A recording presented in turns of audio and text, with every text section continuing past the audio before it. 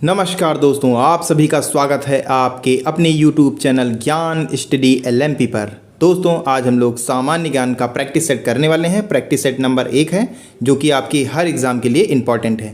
तो आइए दोस्तों आज का प्रैक्टिस सेट शुरू करते हैं। प्रैक्टिस सेट हल करने से पहले अगर आप चैनल पर दोस्तों पहली बार आए हैं तो चैनल को सब्सक्राइब कर लें, साथ में बेल आइकन को अंडर प्रेस कर लें जिससे अगली क्लास की जानकारी आपको मिल सके। तो अब दोस्तों आइए आज का प्रैक्टिस सेट शुरू करते हैं। आज का हमारा पहला प्रश्न है, कनिष्क प्रथम के शासनकाल के दौरान कौन सा प्रसिद्ध आयुर्वेद विद्वान रहता था? पराशर, सुश्रुत, चरक, धन्वंतरी। तो इस प्रश्न का दोस्तों सही उत्तर हो जाएगा, इसमें दोस्तों सही उत्तर हो जाएगा चरक। तो सी ऑप्शन हमारा यहाँ पर सही हो जाता है। कनिष्क प्रथम के दरबार में पार्श्व, वासुमित्र, अश्वघोष, नागार्जुन जैसे बौद्ध दार्शनिक और चरक जैसे आयुर्वेद चिकित्सक रहते थे। चरक संहिता आयुर्वेद का एक प्रसिद्ध ग्रंथ है। तो इस प्रश्न का सी ऑप्शन सही हो जाता है। अगला दोस्तों प्रश्न है, मथुरा कला स्कूल कब अपने शिखर पर पहुंचा? ऑप्शन है आपके वैदिक काल में, मौर्य काल में, मुगल काल में, कुषाण काल में। तो इस प्रश्न का दोस्तों सही उत्तर हो जाएगा मथुरा कला स्कूल कुषाण काल में अपने शिखर पर पहुंचा। तो कुषाण काल यानी डी ऑप्शन हमारा सही हो जाता है। मथुरा कला स्कूल में निर्मित बुद्ध की मूर्तियों को ओढ़ने के वस्त्र की कई तहें दिखाई गई हैं और सिरे के चारों ओर के आभामंडल को अत्यधिक सजाया गया है। तो यहाँ पर हमारा डी ऑप्शन सही हो जाता है। आइए दोस्तों अगले प्रश्न पर चलते हैं। अगला दोस्तों प्रश्न है, अकबर ने अपने दरबारी संगीतज्ञ के रूप में किसे नियुक्त किया? अबुल फजल, मियाँ तानसेन, राजा बीरबल, राजा टोडरमल। तो अकबर के दरबार में संगीतज्ञ जो थे वो तानसेन थे। तो यहाँ पर हमारा बी ऑप्शन सही हो जाता है। अकबर ने तानसेन को दरबारी संगीतज्ञ के रूप में नियुक्त किया था। वह अकबर के नवरत्नों में से एक थे। अकबर के दरबार में आने से पहले तानसेन रीवा के राजा रामचंद्र के दरबार में रहते थे, जहाँ से अकबर ने उन्हें अपने दरबार में बुलाया और उच्च स्थान प्रदान किया। तो यहाँ पर हमारा बी ऑप्शन सही हो जाता है। अगला प्रश्न है, इनमें से कौन सा मुगल सम्राट अनपढ़ था? औरंगजेब, बहादुर शाह जफर, अकबर, शाहजहां। तो इसका सही उत्तर हो जाएगा अकबर। मुगल सम्राट जलालुद्दीन मोहम्मद अकबर अनपढ़ था। अकबर का जन्म 15 अक्टूबर 1542 को राजपूत राज्य अमरकोट के किले में हुआ था। 1540 में अकबर के पिता हुमायूं की बिलग्राम युद्ध में शेर शाह के हाथों पराजय के बाद उसे 1555 ईस्वी तक शरणार्थी के रूप में रहना पड़ा, जिससे अकबर की शिक्षा का उचित प्रबंध नहीं किया जा सका। तो यहाँ पर सी ऑप्शन सही हो जाता है। आइए दोस्तों अगले प्रश्न पर चलते हैं। अगला दोस्तों प्रश्न है, थॉमस रो मुगल सम्राट जहांगीर के किस किले में मिला था? झांसी, अजमेर, आगरा, इलाहाबाद। तो थॉमस रो मुगल सम्राट जहांगीर से अजमेर के किले में मिला था। तो अजमेर यहाँ पर हमारा बी ऑप्शन सही हो जाता है। अगला दोस्तों प्रश्न है, निम्न में से किन्होंने, ये दोस्तों गलत टाइप हो गया है, निम्नलिखित में से किन्होंने 1857 के सिपाही विद्रोह को विद्रोह नहीं कहा? John Lawrence, Karl Marx, RC Majumdar, Syed Ahmad Khan. तो ये सही उत्तर है कार्ल मार्क्स, यानी यहाँ पर हमारा बी ऑप्शन सही हो जाता है। कार्ल हेनरी मार्क्स ने 1857 के विद्रोह को सैनिक विद्रोह न मानकर इसे जन क्रांति यानी राष्ट्रीय विद्रोह कहा। मार्क्स ने 1857 के विद्रोह को भारत के स्वाधीनता संग्राम की चिंगारी कहा। जॉन लॉरेंस और सर सैयद अहमद खान ने इसे सैनिक विद्रोह कहा। डॉक्टर RC मजूमदार ने कहा तथाकथित प्रथम राष्ट्रीय स्वतंत्रता संग्राम न तो पहला, न तो राष्ट्रीय और न ही स्वतंत्रता संग्राम था। 1857 के विद्रोह में राष्ट्रीयता की भावना का अभाव था और यह सैनिक विद्रोह से बढ़कर कुछ नहीं था। तो यहाँ पर हमारा बी ऑप्शन सही हो जाएगा। आइए दोस्तों अगले प्रश्न पर चलते हैं। अगला दोस्तों प्रश्न है, पल्ली आंदोलन संबंधित है उड़ीसा, तमिलनाडु, महाराष्ट्र, गुजरात। तो पल्ली जो है पल्ली जो आंदोलन है वो तमिलनाडु से संबंधित है। तो यहाँ पर हमारा बी ऑप्शन सही हो जाएगा। उत्तरी तमिलनाडु की एक निम्न जाति पल्ली के लोग 1781 में स्वयं को क्षत्रिय वर्ग में रखने लगे। वे अपने को बनिया कुल क्षत्रिय मानने लगे। यह विधवा पुनर्विवाह का निषेध जैसे उच्च जाति के रीति रिवाजों के अनुसरण करने लगे। तो यहाँ पर हमारा बी ऑप्शन सही हो जाता है। अगला प्रश्न है, हंटर आयोग ने किसके विकास पर अत्यधिक बल दिया? प्राथमिक शिक्षा, माध्यमिक शिक्षा, स्त्री शिक्षा, तकनीक शिक्षा। तो हंटर आयोग ने प्राथमिक शिक्षा पर ज़्यादा बल दिया। तो यहाँ पर हमारा ए ऑप्शन सही हो जाएगा। 1854 के वुड डिस्पैच के पश्चात शिक्षा के क्षेत्र में हुई प्रगति की समीक्षा करने के लिए 1882 ईस्वी में डब्ल्यू हंटर की अध्यक्षता में एक आयोग नियुक्त किया गया। यह आयोग प्राथमिक और माध्यमिक शिक्षा की समीक्षा तक सीमित था। इस आयोग की रिपोर्ट में प्राथमिक शिक्षा के सुधार एवं विकास पर विशेष जोर दिया गया। तो यहाँ पर हमारा ए ऑप्शन सही हो जाता है। आइए दोस्तों अगले प्रश्न पर चलते हैं। अगला दोस्तों प्रश्न है, राज्यसभा के मनोनीत सदस्यों की कुल संख्या कितनी होती है? तो ये दोस्तों संख्या होती है 12। तो यहाँ पर हमारा डी ऑप्शन सही हो जाएगा। राज्यसभा भारतीय संसद के ऊपरी प्रतिनिधि सभा है। राज्यसभा में वर्तमान में 245 सदस्य हैं, जिनमें 12 सदस्य राष्ट्रपति द्वारा मनोनीत होते हैं। राज्यसभा के दोनों सदनों में 1/3 सदस्य प्रत्येक 2 वर्ष में सेवानिवृत्त होते हैं। संविधान के अनुच्छेद 80 में राज्यसभा के सदस्यों की अधिकतम संख्या 250 निर्धारित है, जिसमें 12 सदस्य राष्ट्रपति द्वारा नामित किए जाते हैं, जो साहित्य, कला, विज्ञान और समाज सेवा क्षेत्र से लिए जाते हैं। तो यहाँ पर हमारा डी ऑप्शन सही हो जाएगा। अगला प्रश्न है, उस भारतीय प्रधानमंत्री का क्या नाम है जिन्होंने संसद में यह घोषणा की थी कि वह मंडल आयोग की सिफारिश को लागू करेंगे? इस घोषणा से भारत में देशव्यापी विरोध शुरू हो गए थे। ऑप्शन है राजीव गांधी, वीपी सिंह, चौधरी चरण सिंह और चंद्रशेखर। तो इसमें दोस्तों सही उत्तर है वीपी सिंह।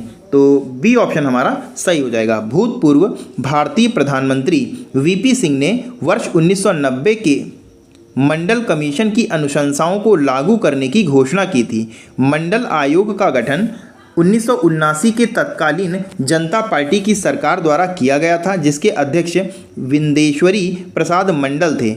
मंडल आयोग द्वारा यह सिफारिश की गई कि केंद्र सरकार को अन्य पिछड़ा वर्ग को सरकारी सेवाओं में आरक्षण उपलब्ध कराना चाहिए। तो यहाँ पर हमारा बी ऑप्शन सही हो जाएगा। आइए दोस्तों अगले प्रश्न पर चलते हैं। अगला दोस्तों प्रश्न है, भारतीय संविधान का कौन सा अनुच्छेद यह कहता है कि प्रधानमंत्री की नियुक्ति राष्ट्रपति द्वारा की जाएगी? इस प्रश्न का दोस्तों सही उत्तर हो जाता है 75(1), यानी सी ऑप्शन हमारा सही हो जाएगा। भारतीय संविधान के अनुच्छेद 75(1) के तहत प्रधानमंत्री की नियुक्ति राष्ट्रपति द्वारा की जाती है। तो यहाँ पर हमारा सी ऑप्शन सही हो जाएगा। अगला प्रश्न है, कौन सा पठार भारत के खनिज दिल के देश के रूप में जाना जाता है? भंडेर पठार, छोटा नागपुर पठार, डेक्कन पठार, तिब्बती पठार। तो इस प्रश्न का दोस्तों सही उत्तर हो जाएगा छोटा नागपुर पठार। तो बी ऑप्शन दोस्तों हमारा इस प्रश्न का सही हो जाता है। आइए दोस्तों अगले प्रश्न पर चलते हैं। अगला दोस्तों प्रश्न है, सर्वोच्च न्यायालय के न्यायाधीश पद पर नियुक्ति के पात्र बनने के लिए किसी जज को उच्च न्यायालय के न्यायाधीश के रूप में कितने वर्षों की सेवा आवश्यक होती है? 20 वर्ष, 5 वर्ष, 15 वर्ष, 18 वर्ष। तो ये दोस्तों आवश्यक होती है। सर्वोच्च न्यायालय के न्यायाधीश की नियुक्ति भारत के राष्ट्रपति द्वारा उच्चतम न्यायालय के परामर्शानुसार की जाती है। न्यायाधीश पद पर नियुक्ति के लिए कम से कम 5 वर्ष का उच्चतम न्यायालय में न्यायाधीश या 10 वर्ष के लिए अधिवक्ता के रूप में कार्य करना आवश्यक है। तो यहाँ पर हमारा बी ऑप्शन सही हो जाता है। अगला प्रश्न है, समुद्री जल का औसतन खारापन होता है 2.5%, 3%, 3.5%, 4%।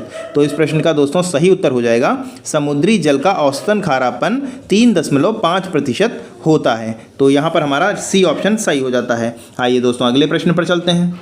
अगला दोस्तों प्रश्न है, प्रायद्वीपीय पहाड़ी मैदान यानी पठार की एक अनोखी विशेषता काली मिट्टी का क्षेत्र है जिसे क्या कहते हैं? छोटा नागपुर पठार, दक्कन ट्रैप, सिंगापुर पठार, रोहतास पठार। तो ये दोस्तों कहते हैं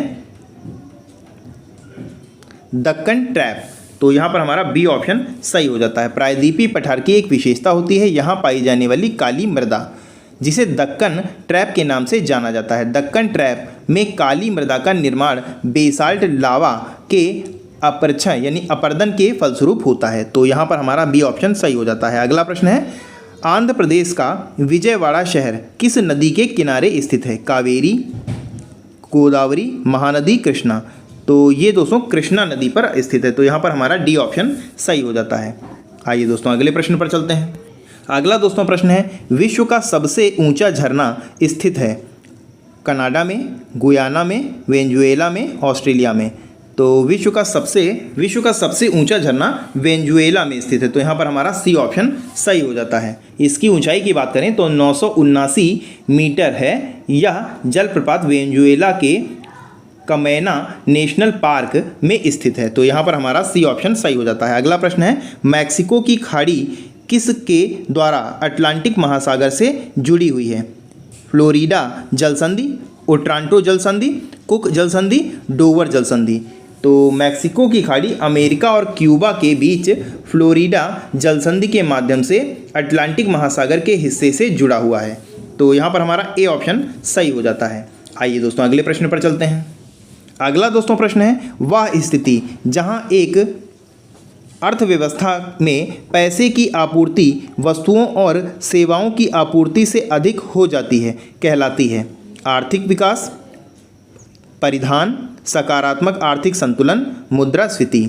तो ये दोस्तों मुद्रास्फीति की स्थिति होती है। तो यहाँ पर हमारा डी ऑप्शन सही हो जाता है। मुद्रास्फीति वह स्थिति है जब एक अर्थव्यवस्था में पैसे की आपूर्ति वस्तुओं और सेवाओं की आपूर्ति से अधिक हो जाती है। एक निश्चित सीमा तक मुद्रास्फीति की स्थिति अर्थव्यवस्था के लिए लाभदायक होती है, परंतु अत्यधिक मुद्रास्फीति अर्थव्यवस्था के लिए हानिकारक होती है। इसके परिणाम स्वरूप वस्तुओं एवं सेवाओं के मूल्य में अधिक वृद्धि हो जाती है। तो यहाँ पर हमारा डी ऑप्शन सही हो जाता है। अगला प्रश्न है, उत्तर प्रदेश कब अस्तित्व में आया? 1 अप्रैल 1937, 9 नवंबर 2005, 2 जून 1960, 5 सितंबर 1945। तो उत्तर प्रदेश 1 अप्रैल 1937 से अस्तित्व में आया है। तो यहाँ पर हमारा ए ऑप्शन सही हो जाता है। ब्रिटिश शासन के दौरान संयुक्त प्रांत के रूप में 1 अप्रैल 1937 को उत्तर प्रदेश अस्तित्व में आया। इसके पूर्व इसे आगरा एवं अवध के संयुक्त प्रांत के रूप में जाना जाता था। तो यहाँ पर हमारा ए ऑप्शन सही हो जाता है। आइए दोस्तों अगले प्रश्न पर चलते हैं। अगला दोस्तों प्रश्न है, बिटकॉइन क्या है? डाटा संग्रहित करने की एक डिवाइस, डाटा मापने की एक इकाई, चिप्स के बारे में एक नियम, डिजिटल मुद्रा का एक रूप।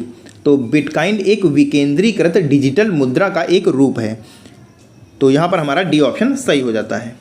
यह किसी केंद्रीय बैंक द्वारा संचालित नहीं होता है। यह एक ऐसी मुद्रा है जिसे ना तो देखा जा सकता है और ना ही स्पर्श किया जा सकता है। तो यहाँ पर हमारा डी ऑप्शन सही हो जाता है। आइए दोस्तों अगले प्रश्न पर चलते हैं। अगला दोस्तों प्रश्न है, अवमूल्यन का अर्थ क्या है? अवमूल्यन का अर्थ अन्य देशों की मुद्रा की तुलना में घरेलू मुद्रा का मूल्य कम करना। ऐसी स्थिति तब प्रयोग में लाई जाती है जब देश में भुगतान में मौलिक असंतुलन आ जाता है। मुद्रा के अवमूल्यन से अवमूल्यन करने वाले देश के आयात महंगे तथा निर्यात सस्ते हो जाते हैं और देश के भुगतान संतुलन की स्थिति में सुधार होता है। तो यहाँ पर हमारा सी ऑप्शन सही हो जाता है। आइए दोस्तों अगले प्रश्न पर चलते हैं। अगला दोस्तों प्रश्न है, प्रसिद्ध चरकुला नृत्य संबंधित है कहाँ से भाई? अवध से, बुंदेलखंड से, ब्रजभूमि से, रोहिलखंड से।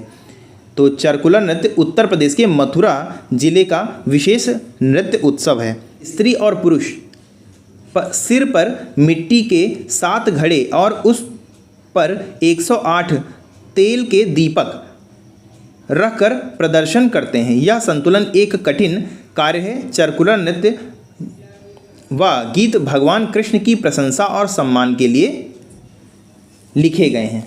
तो सी ऑप्शन यानी ब्रजभूमि सही हो जाता है। अगला प्रश्न है, इनमें से कौन सा उत्तर प्रदेश का लोक नृत्य नहीं है? रामलीला, रासलीला, अहिर नृत्य, गिद्ध नृत्य। तो इसमें दोस्तों गिद्ध नृत्य सही हो जाएगा। ये पंजाब का दोस्तों होता है, तो यहाँ पर हमारा डी ऑप्शन सही हो जाएगा। आइए दोस्तों अगले प्रश्न पर चलते हैं। अगला दोस्तों प्रश्न है, उत्तर प्रदेश के निम्नलिखित में से किस जिले में प्रतिवर्ष बटेश्वर मेला आयोजित किया जाता है? कानपुर, वाराणसी, मथुरा, आगरा।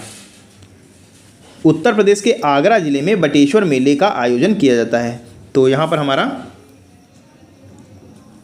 डी ऑप्शन सही हो जाता है। अगला प्रश्न है, उत्तर प्रदेश राज्य में गढ़ मेला प्रतिवर्ष कहाँ आयोजित होता है? अलीगढ़, मथुरा, गढ़मुक्तेश्वर, बरेली। तो ये दोस्तों होता है गढ़मुक्तेश्वर में, तो यहाँ पर हमारा सी ऑप्शन सही हो जाएगा। उत्तर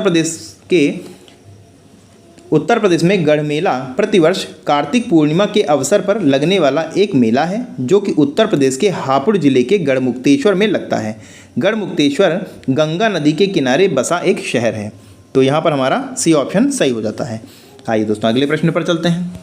अगला दोस्तों प्रश्न है, दी गई विकल्पों में से कौन सा गलत जिला मुख्यालय वाली जोड़ी का चयन करना है? तो इसमें दोस्तों आपको बताना है कौन सा है। तो इसमें दोस्तों गलत हो जाएगा, डी ऑप्शन दोस्तों इसमें हमारा सही हो जाएगा।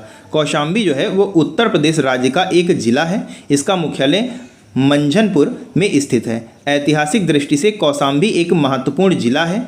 यह बौद्धों और जैनों का महत्वपूर्ण केंद्र है। प्राचीन काल में यह जिला वत्स महाजनपद के राजा उदयन की राजधानी था, तो यहाँ पर हमारा डी ऑप्शन सही हो जाता है। आइए दोस्तों अगले प्रश्न पर चलते हैं।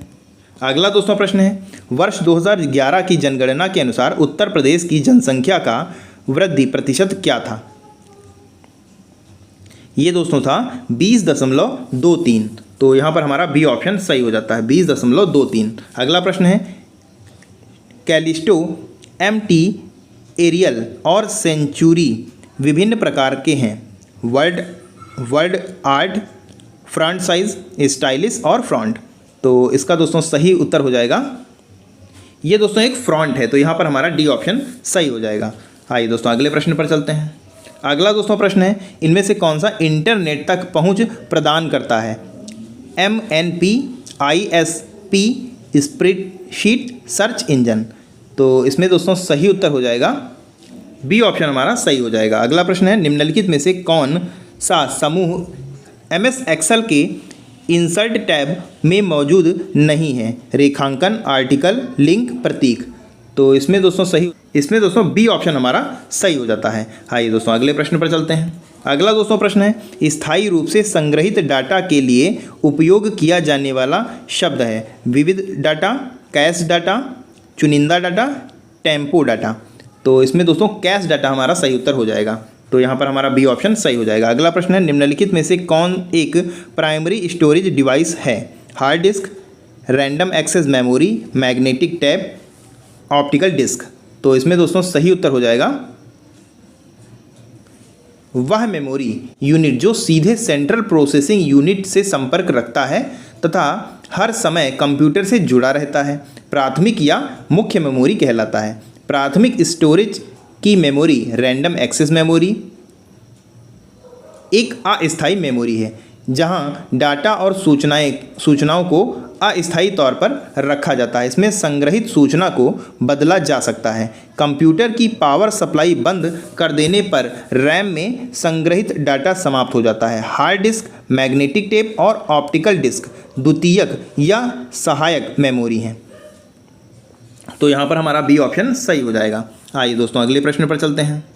अगला दोस्तों प्रश्न है, पर्दे पर उत्तल लेंस द्वारा वस्तु की वास्तविक आकृति बनती है यदि उत्तल लेंस के ऊपरी भाग को अपारदर्शी कागज से ढक दिया जाए तो छवि पर क्या प्रभाव पड़ेगा?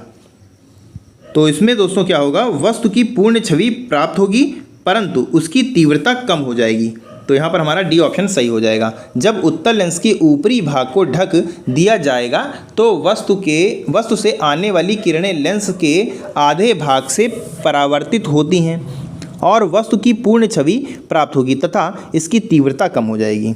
तो यहाँ पर हमारा डी ऑप्शन सही हो जाएगा। ये दोस्तों अगले प्रश्न पर चलते हैं। अगला दोस्तों प्रश्न है, निम्नलिखित में से कौन सा पदार्थ ध्वनिक पदार्थ है? लकड़ी, पानी, रबर, लोहा। तो ध्वनिक पदार्थ हो जाएगा ये दोस्तों धनिक लिख गया है, यहाँ पर ध्वनिक होगा। ध्वनिक का अर्थ है कि जब धातुओं को पीटा जाता है तो उसमें से बजने की आवाज़ आती है। धातुओं में यह गुण इस कारण होता है कि उनकी विद्युत ऋणात्मकता बहुत कम होती है, इलेक्ट्रॉन बंधन कम होता है। जब धातुओं को पीटा जाता है तो इलेक्ट्रॉन आसानी से चलायमान हो जाते हैं और गतिज ऊर्जा पैदा होती है जो ध्वनि पैदा करने में खर्च होती है। तो इस प्रकार यहाँ पर हमारा डी ऑप्शन सही हो जाएगा। लोहा, लोहे में सबसे अधिक ध्वनि होएगी। अगला प्रश्न है, प्रोटियम, ड्यूटेरियम और ट्राइटियम को निम्नलिखित में से किस श्रेणी में रखा जाता है? आइसोटोप, आइसोबार, आइसोमर और डी ऑप्शन में आइसोकोड। तो इस प्रश्न का दोस्तों सही उत्तर हो जाएगा प्रोटियम, ड्यूटेरियम और ट्राइटियम को समस्थानिक यानी आइसोटोप की श्रेणी में रखा जाता है। तो यहाँ पर हमारा ए ऑप्शन सही हो जाएगा। आइसोटोप ऐसे तत्व के परमाणु हैं जिनकी परमाणु संख्या समान लेकिन परमाणु क्रमांक भिन्न होते हैं। तो यहाँ पर हमारा ए ऑप्शन सही हो जाएगा। आइए दोस्तों अगले प्रश्न पर चलते हैं।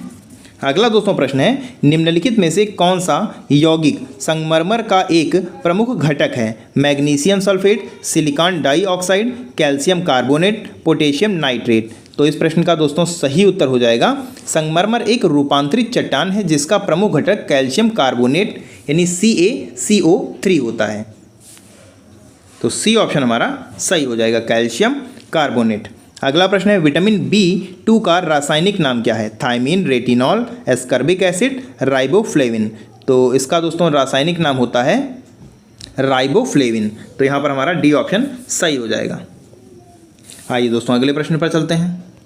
अगला दोस्तों प्रश्न है, प्रतिवर्ष अंतर्राष्ट्रीय महिला दिवस कब मनाया जाता है? 1 मार्च, 8 मार्च, 10 मार्च, 20 मार्च। तो अंतर्राष्ट्रीय महिला दिवस 8 मार्च को मनाया जाता है। तो यहाँ पर हमारा बी ऑप्शन सही हो जाएगा। अगला प्रश्न है, भारत में जैव विविधता की दृष्टि से संतृप्त क्षेत्र निम्न में से कौन सा है? पूर्वी घाट, पश्चिमी घाट, थार का रेगिस्तान, बंगाल की खाड़ी। तो इसमें पश्चिमी घाट दोस्तों हमारा सही उत्तर हो जाएगा। भारत एक ऐसा देश है जो उल्लेखनीय जैव विविधता को प्रदर्शित करता है। भारत में 18 विशाल विविध देशों के कुल स्तनधारी का लगभग 7.6%, पक्षियों की लगभग 12.6% और सरीसृप की लगभग 6.2% तथा उभयचरों की लगभग 4.4% आबादी है। तो ये जो है, तो इस प्रकार दोस्तों हमारा पश्चिमी घाट जैव विविधता की दृष्टि से संतृप्त क्षेत्र हो जाएगा। तो यहाँ पर हमारा डी ऑप्शन सही हो जाएगा। तो दोस्तों आज के लिए बस इतना ही। कैसी लगी आज की क्लास कमेंट करके ज़रूर बताएं और आज की क्लास में आपके कितने प्रश्न सही निकले ये आप कमेंट करके ज़रूर बताएं। तो मिलते हैं दोस्तों अगली क्लास में, तब तक के लिए नमस्कार, जय हिंद, जय भारत।